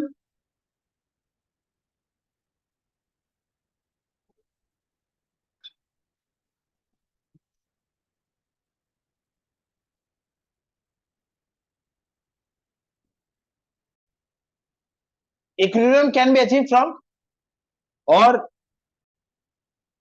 equilibrium can be achieve from either side. इसका क्या मतलब होता है, मैं एक क्लोज कंटेनर लिया, मानो कैल्शियम कार्बोनेट सॉलिड है, ये टूट के क्या दे रहा है, calcium oxide plus carbon dioxide, ये सॉलिड है और ये गैस है। अब इस कंटेनर में मैं पहले कैल्शियम कार्बोनेट लिया, ये ब्रेक करके क्या देगा मुझे, कैल्शियम ऑक्साइड प्लस CO2। ये क्लोज कंटेनर मैंने लिया और इसमें इक्विलिब्रियम अचीव हो गया। ये बात समझा, पहले मैंने क्या लिया था, कैल्शियम कार्बोनेट, फिर उसको हीट करके ब्रेक कराया, कैल्शियम ऑक्साइड और calcium carbon dioxide, sorry calcium oxide और कार्बन डाइऑक्साइड मिला, क्लोज कंटेनर था। क्योंकि क्लोज कंटेनर था तो ये दोनों आपस में कंबाइन हो जाएंगे और फिर ये क्या बना लेंगे, कैल्शियम कार्बोनेट। ना मैं ऐसा भी कर सकता हूं, मैं अब इसमें क्या ले रहा हूं, calcium oxide plus carbon dioxide. अब ये दोनों आपस में कंबाइन होंगे, कंबाइन होकर क्या बनाएंगे, कैल्शियम कार्बोनेट। और फिर जैसे कैल्शियम कार्बोनेट बन जाएगा वो टूटने लगेगा और टूट के फिर क्या बनाएगा, calcium oxide plus carbon dioxide. तो इक्विलिब्रियम को हम कहीं से भी अचीव करा सकते हैं। इक्विलिब्रियम को सिर्फ रिएक्शन से फॉरवर्ड, रिएक्टेंट से प्रोडक्ट बनाएंगे ऐसा होगा, ऐसा जरूरी नहीं है। It can be achieve from either side. बस कंडीशन क्या है कि सारे रिएक्टेंट और प्रोडक्ट्स प्रेजेंट होने चाहिए, सारे रिएक्टेंट और प्रोडक्ट प्रेजेंट होने चाहिए। माना ऐसा है A+B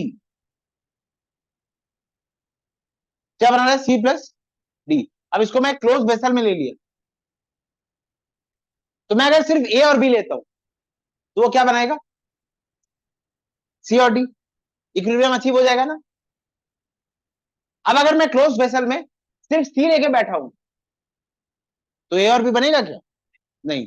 लेकिन अगर मैं C और D ले लेता हूं तो वो पहले A और B बनाएंगे और फिर A और B आपस में जुड़कर C और D बनाने लगेंगे। ये बात समझे, वो हाँ, ये तुम्हारे देखने का नजरिया है, तुमने इसको दाएं साइड से देखा, उसने उसको बाएं साइड से देखा। So it can be achieve from either side, आगे काम आएगा, हमारे रिएक्शन में काम आएगा। हाँ,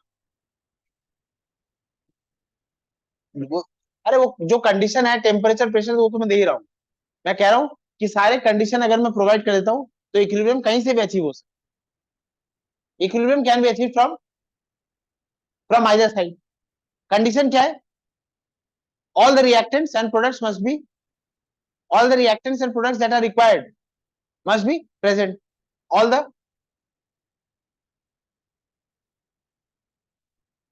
reactants or products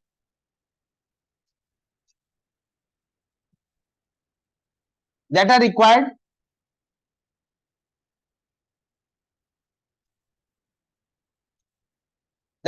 must be present।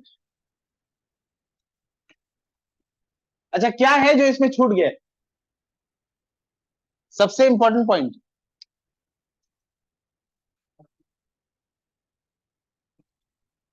System close नहीं लिखा है मैंने, हाँ लिखा तो है, अरे सिस्टम क्लोज है वो तो लिख दिया, क्या है जो छूट गया,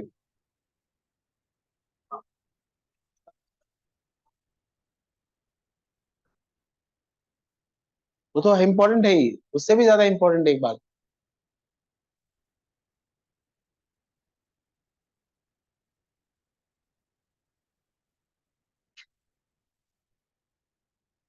शाबाश, it is always establish for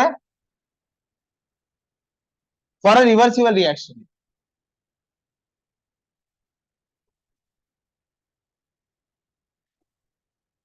ये बात समझे, अगर इरिवर्सिबल रिएक्शन है तो ये सब पढ़ने का कोई फायदा ही नहीं है। ये हो गया कैरेक्टरिस्टिक्स ऑफ केमिकल इक्विलिब्रियम। अच्छा आप हेडिंग लगाओ, लॉ ऑफ मास एक्शन लिख लो, लिखो लॉ ऑफ मास एक्शन।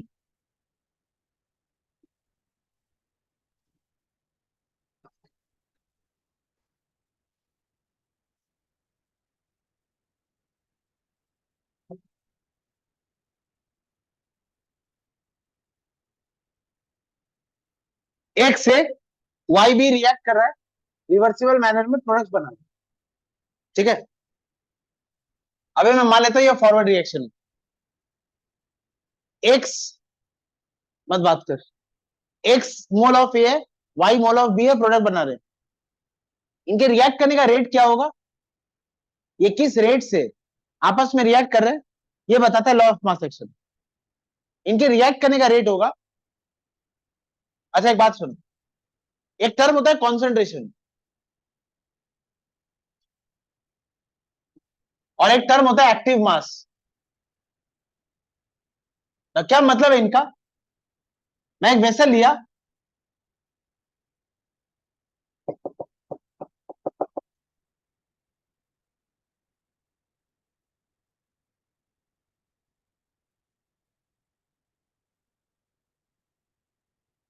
मानो ए और बी प्रेजेंट है इसमें, ए कितना है 1 मोल पर लीटर और बी भी तो कितना प्रेजेंट है 1 मोल पर लीटर। 1 मोल मतलब 6.022 इंटू 10⁻23। इतने सारे ए प्रेजेंट है 1 लीटर में, 1 मोल मतलब यही होता है ना 6.022 इंटू 10⁻23। कितने सारे ए प्रेजेंट है, बहुत सारे, और कितने सारे बी प्रेजेंट है वो भी बहुत सारे। एक रिएक्शन जो प्रोडक्ट में कन्वर्ट हो रहा है वो किसके वजह से हो रहा है, ए और ए आपस में कोलाइड करेंगे, ये प्रोडक्ट्स ये प्रोडक्ट्स नहीं बनेगा। अच्छा सारा ए प्रोडक्ट बनाने के लिए रेस्पॉन्सिबल है क्या, कुछ ए तो ऐसे बेकार जा रहा है, ऐसे ही कुछ बी के साथ कंबाइन हो रहे हैं, ये आपस में कोलाइड कर रहे हैं and there is no products. जो ए बी के साथ कंबाइन हो रहा है ए भी बना रहा है, वो मुझे क्या दे रहा है, products. Not all A that is present is responsible for formation of product. अब मैं तुमसे पूछूंगा ए का कॉन्सेंट्रेशन कितना है, तो बार बार तुम मुझे क्या बोलोगे 1 मोल पर लीटर, पर 1 मोल पर लीटर में जो सारा ए प्रेजेंट है वो सारा ए प्रोडक्ट नहीं बना रहा। अच्छा कॉन्सेंट्रेशन का जितना पार्ट प्रोडक्ट बना रहा है उसको मैं क्या बोलूंगा, एक्टिव मास। तो एक रिएक्शन का रेट किसके बढ़ने से बढ़ेगा, कॉन्सेंट्रेशन के बढ़ने से या एक्टिव मास के बढ़ने से, एक्टिव मास के बढ़ने से। अच्छा ये अलग बात है कि अगर मैं कॉन्सेंट्रेशन बढ़ाऊंगा तो एक्टिव मास बढ़ेगा, मैं अगर ज्यादा ये लूंगा तो एक्टिव मास ऑफ ए भी क्या होगा, ज्यादा। मैं अगर ज्यादा भी लूंगा तो एक्टिव मास ऑफ बी भी क्या होगा, ज्यादा। लेकिन रिएक्शन का रेट किसकी वजह से बढ़ेगा, एक्टिव मास के बढ़ने से रिएक्शन का रेट बढ़ेगा।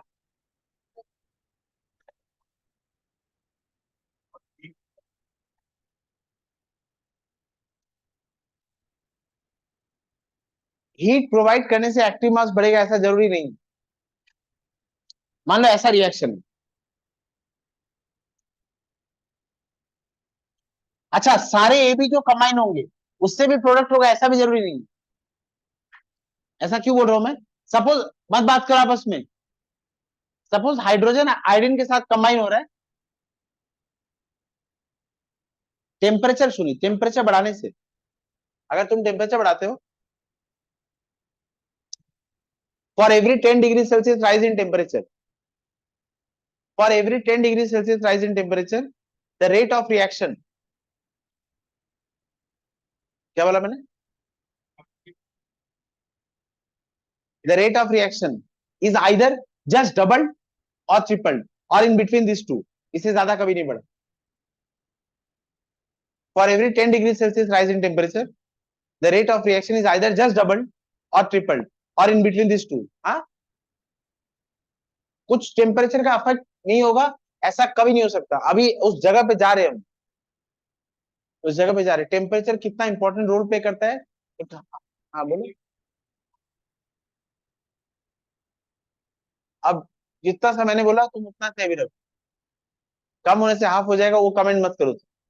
तो टेम्परेचर से रिएक्शन में रेट में चेंज तो आएगा। अब ये जो रेट है ये एब्रप्टली कुछ भी नहीं हो, एक फिक्स्ड रेंज के अंदर ही हमेशा हो। ये जो तुम पूछ रहे हो कैटलिस्ट, ये जो सब बात कर रहे हो, ये एग्जैक्टली इस चैप्टर का टॉपिक है। वो एक अलग थ्योरी है, अलग टॉपिक है। हाँ, तो तुम जो बोलो टेम्परेचर बढ़ाने से एक्टिव मास बढ़ता जाएगा, अच्छा ऐसे टेम्परेचर बढ़ाता गया मैं एक्टिव मास बढ़ता जाएगा, तो रिएक्शन का रेट डबल ट्रिपल ऐसे तो बढ़ता ही जाएगा। ये बात समझे? ऐसा नहीं होता, एक लिमिट तक बढ़ता है, उसके बाद रुक जाता है। हाँ, टेम्परेचर बढ़ाने से एक्टिव मास बढ़ता है, लेकिन कोई ऐसा लीनियर रिलेशनशिप नहीं है कि टेम्परेचर बढ़ाते जाओ और वो बढ़ता ही जाए। हाँ बोलो। एक्टिव मास ही क्यों? अरे एक्टिव मास मत बात कर, मेरे पास ए का कुछ कॉन्सेंट्रेशन है और बी का कुछ कॉन्सेंट्रेशन है। ए मैंने जितना लिया है सारा ए प्रोडक्ट नहीं बना रहा है, ए का कुछ फ्रैक्शन है जिसके वजह से प्रोडक्ट बन रहा है। ए का वो फ्रैक्शन जिसकी वजह से प्रोडक्ट बन रहा है उसको मैं क्या बोलूंगा? एक्टिव मास ऑफ ए। सारा ए प्रोडक्ट बना रहा है क्या? ए का कुछ फ्रैक्शन है जो बी के साथ कोलाइड कर रहा है। अच्छा, बी के साथ कोलिजन होने से भी प्रोडक्ट बनेगा ऐसा भी जरूरी नहीं है। मानो ऐसा एक रिएक्शन लिखता हूं मैं, हाइड्रोजन आयोडीन के साथ कंबाइन करके एच बना रहा है, ये दोनों कोलिजन प्रोडक्ट बनाना चाहिए? नहीं बनाया प्रोडक्ट, क्यों पता है?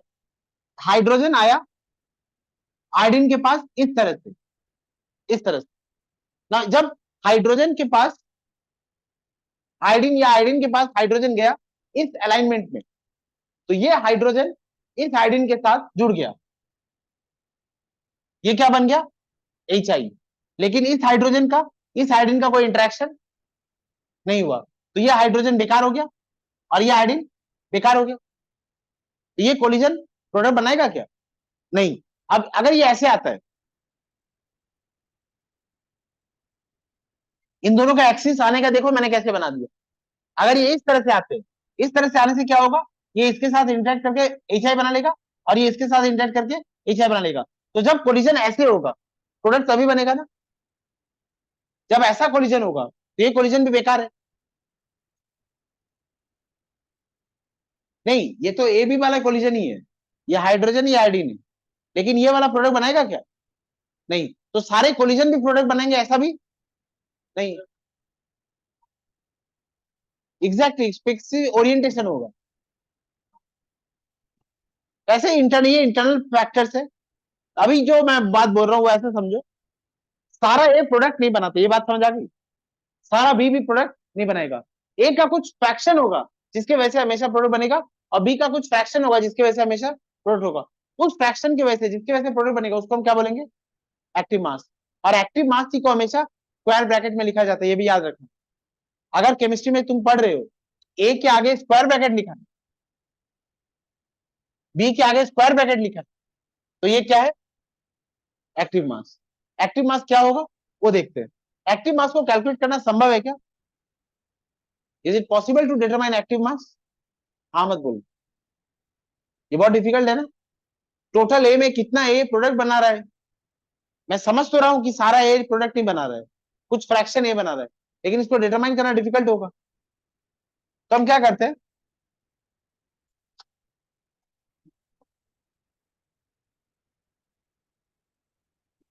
एक्टिव मास क्या होगा?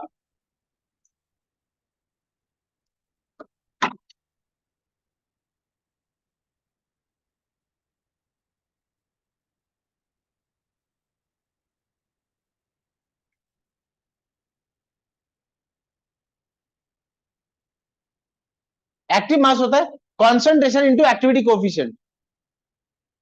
एक्टिव मास को मैं स्क्वायर ब्रैकेट में लिखूंगा, कॉन्सेंट्रेशन सी, और एक्टिविटी कोफिशिएंट को हम लिखते हैं एफ। एफ का वैल्यू कितना रहेगा मैक्सिमम? बोलो तो। एक्टिव मास कॉन्सेंट्रेशन से हमेशा कम रहेगा ना, एक्टिव मास कॉन्सेंट्रेशन से हमेशा कम रहेगा ना। शाबाश। एक्टिव मास कॉन्सेंट्रेशन से हमेशा कम रहेगा, मतलब एफ का वैल्यू हमेशा फ्रैक्शन में होगा। और एफ का मैक्सिमम वैल्यू क्या हो सकता है? 1। एफ का मैक्सिमम वैल्यू, एफ का मैक्सिमम वैल्यू 1 होगा। इसका मैक्सिमम वैल्यू 1 होना मतलब जितना कॉन्सेंट्रेशन मैंने लिया है वही किसके बराबर है? एक्टिव मास के, तो इसका मैक्सिमम वैल्यू 1 रहेगा, और लेस देन, और लेस देन 1। अब हाँ बोलो, इफ एक एक्टिविटी कोफिशिएंट एक फ्रैक्शन है, उसका मैक्सिमम वैल्यू क्या रहेगा 1, और ऐसे वैल्यू क्या रहेगा लेस देन 1। अच्छा, इस वैल्यू को मैं फिर बोल रहा हूँ, मैं मेजर कर सकता हूँ इसको मेजर नहीं कर सकता, इसको एक्सपेरिमेंट से डिटरमाइन कर, ऐसे क्वेश्चन नहीं आएंगे, बस जानना जरूरी था। ऐसे क्वेश्चन कभी नहीं आएंगे जहां पर कॉन्सेंट्रेशन दिया रहेगा और एक्टिविटी कोफिशिएंट दिया रहेगा और तुम्हें एक्टिव मास अलग से निकालना पड़ेगा।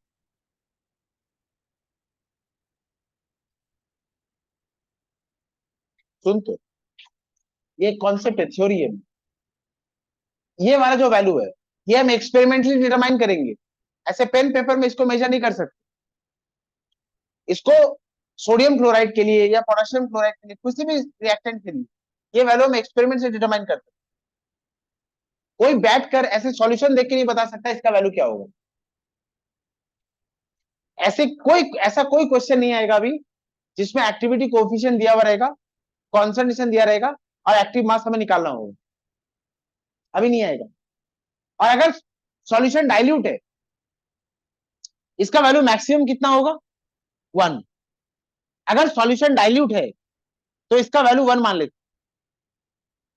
हाँ, फॉर डाइल्यूट सॉल्यूशन एफ का वैल्यू क्या माना गया 1। तो एक्टिविटी कोएफिशिएंट अगर ये 1 हो गया, कॉन्सेंट्रेशन और एक्टिव मास क्या हो जाएगा equal. For dilute solution, for concentrated solution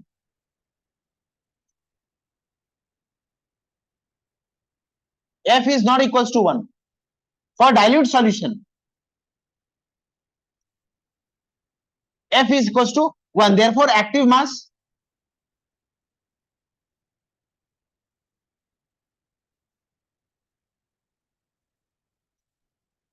solution जो डाइल्यूट रहेगा उसके लिए F का वैल्यू क्या मान लिया हमने 1, और एक्टिव मास और कॉन्सेंट्रेशन क्या रहेगा इक्वल। मतलब लॉ ऑफ मास सेक्शन में लिखा तो एक्टिव मास है, अच्छे सुन लो, लॉ ऑफ मास सेक्शन में लिखा एक्टिव मास है। ये गुलबर्ग और वेज ने दिया था, ये थ्योरी गुलबर्ग और वेज की है। इन्होंने अपने थ्योरी में लिखा था एक्टिव मास के बारे में, पर एक्टिव मास कैलकुलेट करना डिफिकल्ट है। एक्टिव मास को मैं कॉन्सेंट्रेशन के इक्वल लिख सकता हूँ।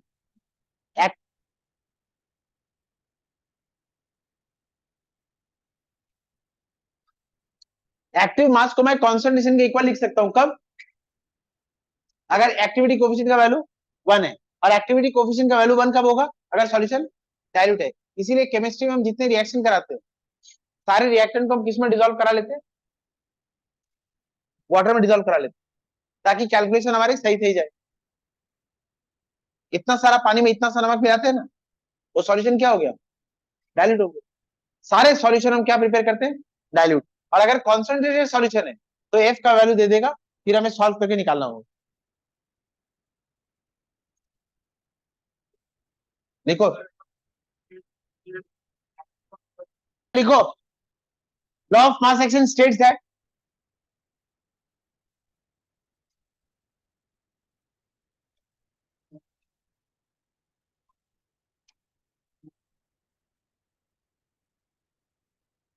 इसके इस लॉ ऑफ मास एक्शन के 3 स्टेटमेंट है, तीनों को मर्ज करके साथ में लिख रहा हूं। पहला स्टेटमेंट क्या लिखा हुआ है, rate of reaction of a chemical substance. सुना क्या बोल रहा हूं मैं, rate of reaction of a chemical substance, किसी एक सब्सटेंस का रिएक्ट करने का रेट किस पे डिपेंड करेगा, उसके एक्टिव मास पे। रेट ऑफ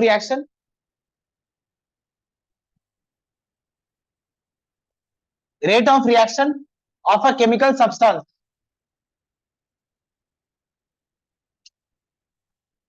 इज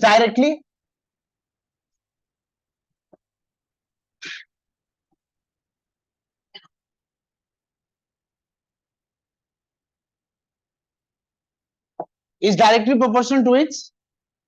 ये बात समझे क्या, उससे ये क्या लिखा बोलते, रेट ऑफ रिएक्शन ऑफ एक सब्सटेंस की बात करी मैंने। अगर एक ही सब्सटेंस है तो उसके रिएक्ट करने का रेट किस पे डिपेंड करेगा, उसके उसके एक्टिव मास में। लेकिन अगर केमिकल रिएक्शन हो रहा है जैसे ये वाला, इसमें कितने केमिकल सब्सटेंस है 2, तो मैं क्या लिख रहा हूं, but rate of chemical reaction, यहां क्या लिखा है ऑफ अ केमिकल सब्सटेंस, अब क्या लिख रहा हूं rate of a chemical reaction and rate and rate of a chemical reaction, अब की बात करो मैं केमिकल रिएक्शन की, is directly proportional,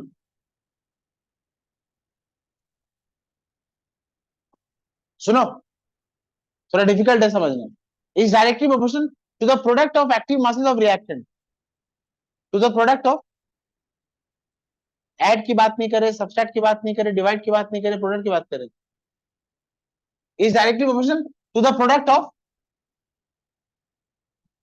of active mass of all the reactants. इसके कितने हिस्से बताए थे? 3 पार्ट्स। ये वाला पार्ट पहला पार्ट है, ये जो पार्ट है ये कौन सा पार्ट है? सेकंड। अब थर्ड पार्ट क्या कहते हैं वो सुनो। आयुष बताइए तो शुरू से क्या बोला? Rate of rate of reaction of a rate of reaction of a chemical substance is directly proportional to its active mass, and rate of a chemical reaction is directly proportional to the product of active mass of all the reactant, where each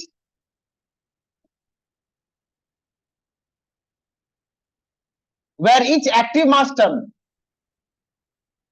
सुन लीजिए पहले समझ लीजिए बाद में लिख लीजिए, where each active mass term is raised to a power,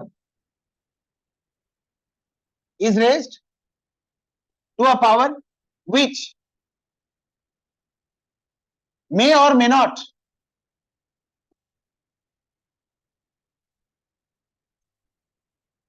where each concentration term is raised to a power which may or may not be equal, हाँ नहीं लिखा, where each active mass term,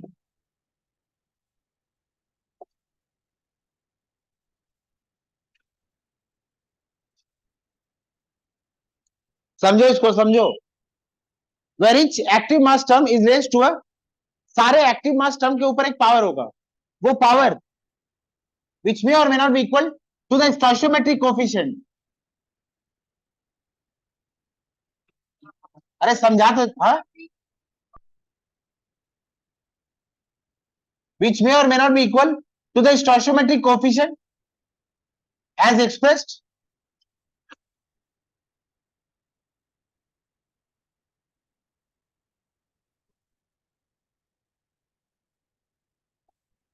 अब इसको देखो क्या लिखा मैंने, अगर इस रिएक्शन का रेट लिखता हूं मैं, इस रिएक्शन का रेट, इस रिएक्शन का रेट क्या होगा? Rate is directly proportional to product of active mass of all the terms. Second part ये लिखा है ना, देखो, rate of a chemical reaction is directly proportional to the product of active mass of all the reactant. और third part क्या लिखा है? Where each active mass term is raised to a power, सारे एक्टिव मास के ऊपर एक power लिखना होगा, ये लिख, ये यही लिखना, ये 8 सीखनी है, ये 8-10 क्लास 6-7 क्लास जो भी करेंगे, ये हर रिएक्शन के लिए यही सीखना, इस चैप्टर को पढ़ना है। ये देख, हाँ, where each active mass term is raised to a power which may or may not be equal to the, A का स्टोइशियोमेट्रिक कोफिशिएंट क्या है? x, बी का स्टोइशियोमेट्रिक कोफिशिएंट क्या है? y, इसका पावर x होगा और इसका पावर y होगा, ये कोई नहीं बता सकता। इस पावर को क्या लिख रहा हूं मैं? देख, इस इस पावर को क्या लिख रहा हूं मैं? n और m, ये m x के इक्वल हो भी सकता है, नहीं भी हो सकता है, ये m y के इक्वल हो भी सकता है, नहीं भी हो सकता, हमें नहीं पता। इस चैप्टर में हम सिर्फ ऐसे क्वेश्चन सॉल्व करेंगे, ये एक्सपेरिमेंट करके पता लगाना होता है, सारे रिएक्शन के लिए हम एक्सपेरिमेंट करके पता लगाते हैं। For the sake of this chapter only हम ऐसे रिएक्शंस को डील करेंगे जहां ये पावर इक्वल आए। ये फिर मैं बोल रहा हूँ, ये हमने एक्सपेरिमेंट करके पता किया, ये किसी ने प्रेडिक्शन नहीं किया। हम ऐसी रिएक्शन से डील करेंगे जहां ये पावर इक्वल हो, समझ आए? आप समझे मैटर का? अच्छा, ये क्या लिखूंगा? बट इस चैप्टर के लिए मैं क्या लिखूं हमेशा? एक्स और वाई के इक्वल, लेकिन ये इक्वल नहीं होगा। ये हम क्लास 12 में फिर केमिकल काइनेटिक्स पढ़ेंगे तब इसको अनइक्वल कर देंगे।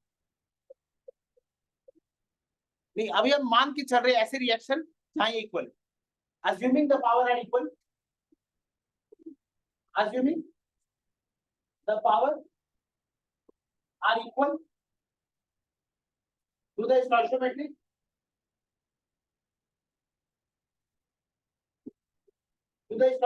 coefficient as seen in balanced chemical equation.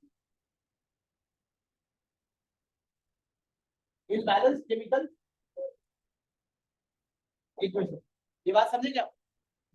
हाँ, तो ये बात समझे। अब इस प्रोपोर्शनल साइन बढ़ाने के लिए क्या लेना होगा?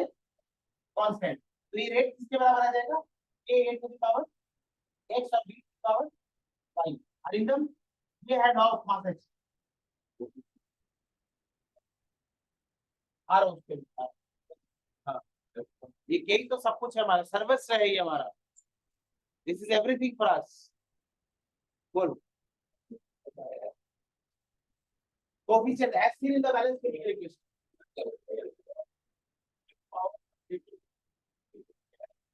Seen in balanced chemical equation. अच्छा, आज यही तक करते हैं, यही से कल कंटिन्यू करेंगे।